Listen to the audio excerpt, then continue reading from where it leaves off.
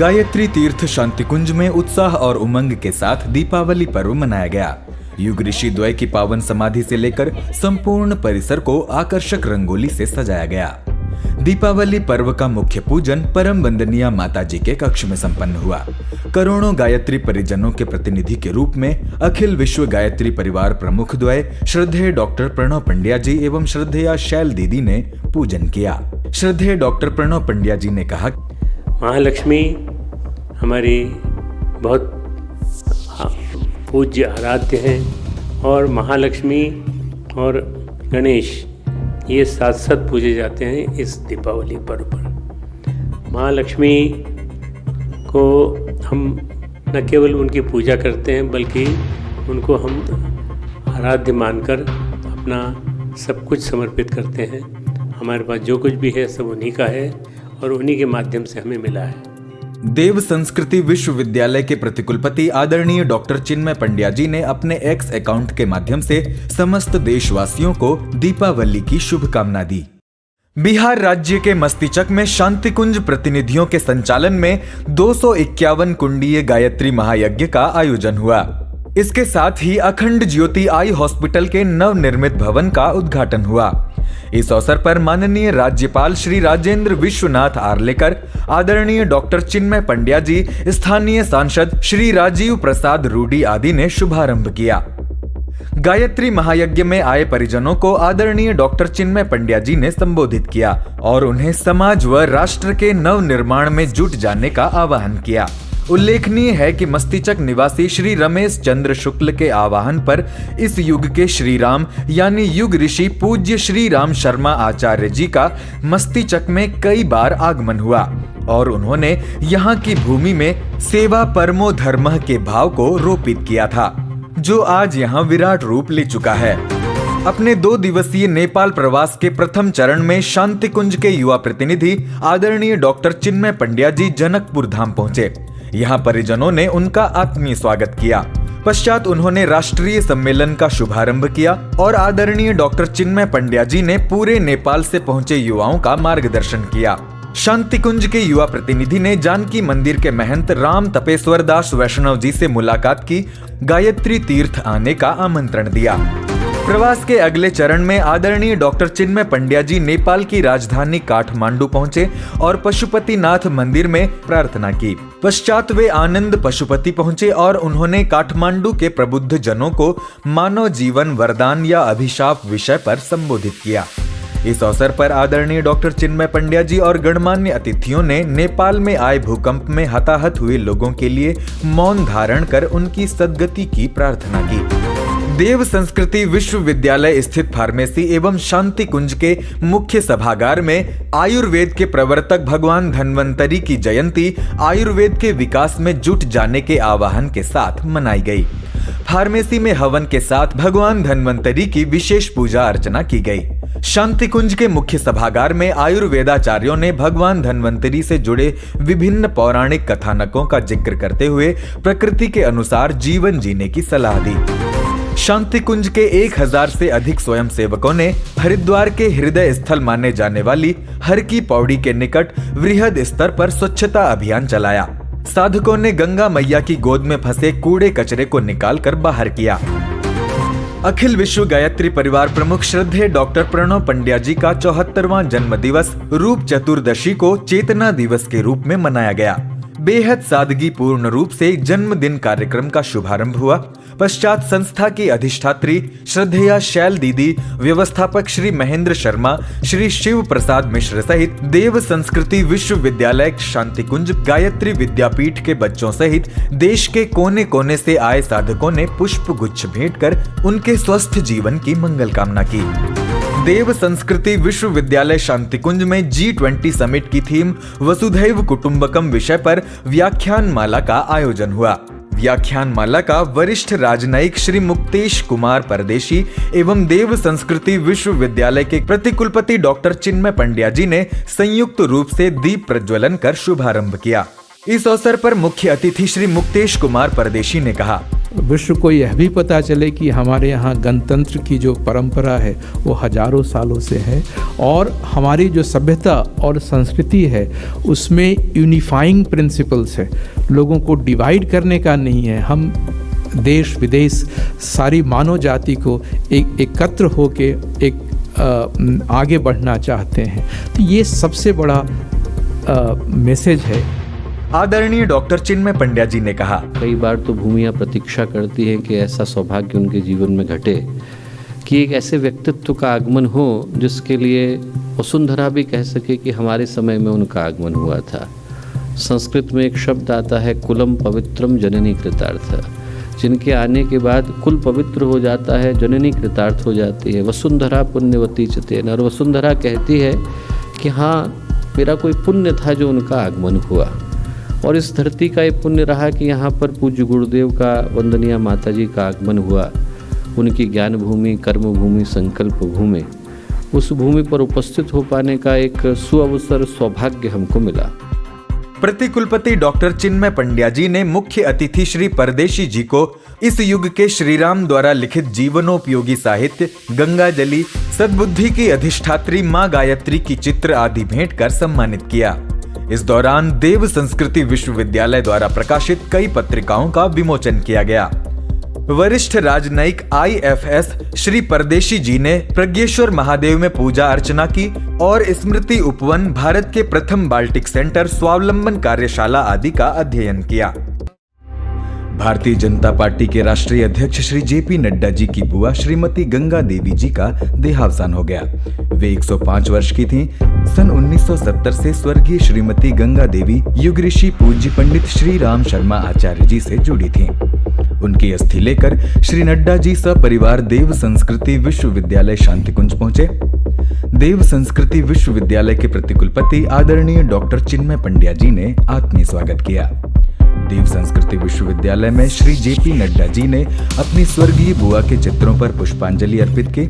इसके पश्चात उन्होंने देव संस्कृति विश्वविद्यालय में अपनी स्वर्गीय बुआ की शांति एवं सद्गति के लिए वैदिक संस्कार संपन्न किया। आदरणीय डॉक्टर चिन्मय पंड्या जी के संचालन में हो रहे शांति यज्ञ में आहुतियां डाली। इसके बाद श्री नड्डा जी स्वर्गीय बुआ की अस्थि अवशेष लेकर हरिद्वार स्थित VVIP घाट पहुंचे। यहाँ उन्होंने वैदिक मंत्रोच्चार के साथ उनकी अस्थियों को गंगा में प्रवाहित किया। अस्थि विसर्जन के बाद श्री नड्डा जी सपरिवार शांतिकुंज पहुंचे और अखिल विश्व गायत्री परिवार प्रमुख श्रद्धेय डॉक्टर प्रणव पंड्या जी एवं संस्था की अधिष्ठात्री श्रद्धेया शैल दीदी से भेंट की। इस अवसर पर श्रद्धेय डॉक्टर पंड्या जी एवं श्रद्धेया जीजी ने श्री नड्डा जी और उनके परिवारी जनों के साथ अपनी भाव संवेदना व्यक्त की और गायत्री मंत्र लिखित चादर भेंट किया। श्री नड्डा जी युग ऋषि द्वय पंडित श्री राम शर्मा आचार्य श्री एवं माता भगवती देवी शर्मा की पावन समाधि पहुंचे और अपनी भावांजलि पुष्पांजलि अर्पित की। इस अवसर पर राष्ट्रीय अध्यक्ष के साथ हरिद्वार के सांसद डॉक्टर रमेश पोखरियाल निशंक, भाजपा प्रदेश अध्यक्ष श्री महेंद्र भट्ट एवं मंत्री श्री प्रेमचंद अग्रवाल आदि उपस्थित रहे। गायत्री तीर्थ शांतिकुंज के तत्वावधान में देश की आर्थिक राजधानी मुंबई में 23 से 28 जनवरी 2024 की तारीखों में आयोजित अश्वमेध महायज्ञ की तैयारियों का निरीक्षण एवं क्रियान्वयन हेतु देव संस्कृति विश्वविद्यालय के प्रतिकुलपति आदरणीय डॉक्टर चिन्मय पंड्या जी मुंबई पहुंचे। मुंबई एयरपोर्ट पर स्थानीय परिजनों ने आदरणीय डॉक्टर चिन्मय पंड्या जी का स्वागत किया। पश्चात आदरणीय डॉक्टर चिन्मय पंड्या जी मुंबई मेट्रो बनाने वाली company J Kumar infra project limited के executive chairman Shri Jagdish Kumar M Gupta से मिले। उन्हें अश्वमेध महायज्ञ हेतु आमंत्रण दिया। श्री जगदीश कुमार M गुप्ता ने मुंबई अश्वमेध में अपनी सहभागिता की इच्छा जताई। पश्चात आदरणीय डॉक्टर चिन्मय पंड्या जी ने मुंबई अश्वमेध महायज्ञ आयोजन समिति के सदस्यों के साथ बैठक किया। इसमें महायज्ञ की तैयारियों पर चर्चा की और जरूरी दिशा निर्देश भी दिया। बैठक के बाद आदरणीय डॉक्टर चिन्मय पंड्या जी राजभवन पहुंचे। यहां महाराष्ट्र के माननीय राज्यपाल श्री रमेश बैस जी से औपचारिक भेंट किया। प्रतिकुलपति आदरणीय डॉक्टर चिन्मय पंड्या जी ने माननीय राज्यपाल को गायत्री मंत्र लिखित चादर भेंट किया एवं गायत्री अश्वमेध महायज्ञ में पधारने हेतु आमंत्रण दिया। माननीय राज्यपाल जी को आदरणीय डॉक्टर चिन्मय पंड्या जी ने गायत्री माता की तस्वीर के साथ विश्वविद्यालय में बने स्वदेशी उत्पाद भी भेंट किया। पश्चात महाराष्ट्र के माननीय मुख्यमंत्री श्री एकनाथ संभाजी शिंदे जी से उनके आवास पर मिले। माननीय मुख्यमंत्री ने अश्वमेध महायज्ञ की तैयारियों के विषय में जाना। आदरणीय डॉक्टर चिन्मय पंड्या जी ने मुख्यमंत्री जी को मुंबई अश्वमेध महायज्ञ का आमंत्रण दिया। पश्चात शांति कुंज के युवा प्रतिनिधि महाराष्ट्र के माननीय उप मुख्यमंत्री श्री देवेंद्र फडणवीस से उनके आवास पर मिले। माननीय उप मुख्यमंत्री ने वर्षों से समाज सुधार के लिए किए जा रहे गायत्री परिवार के प्रयासों की सराहना किया। आदरणीय डॉक्टर चिन्मय पंड्या जी ने अश्वमेध महायज्ञ की महत्ता की जानकारी दी और उप मुख्यमंत्री जी को अश्वमेध महायज्ञ में भाग लेने हेतु आमंत्रण दिया। गायत्री परिवार के कार्यों में सक्रियता से जुड़े महाराष्ट्र के संस्कृति मंत्री श्री सुधीर मुनगंटीवार भी माननीय मुख्यमंत्री एवं माननीय उप मुख्यमंत्री से भेंट परामर्श के दौरान उपस्थित रहे। आदरणीय डॉक्टर चिन्मय पंड्या जी मुंबई अश्वमेध यज्ञ संबंधी पूर्व व्यवस्था को सुनिश्चित करने के उद्देश्य से खारघर स्थित सिडको एग्जीबिशन सेंटर पहुंचे। तत्पश्चात अश्वमेध महायज्ञ के संदर्भ में चर्चा हेतु श्री मिलिंद भारमवे, पुलिस महानिदेशक, नवी मुंबई से भेंट की। महायज्ञ में शामिल होने वाले श्रद्धालुओं को हर संभव सुविधा प्रदान करने के उद्देश्य से यज्ञ स्थल के निकटवर्ती क्षेत्रों का अवलोकन किया और अश्वमेध महायज्ञ हेतु केंद्रीय कार्यालय का उद्घाटन किया।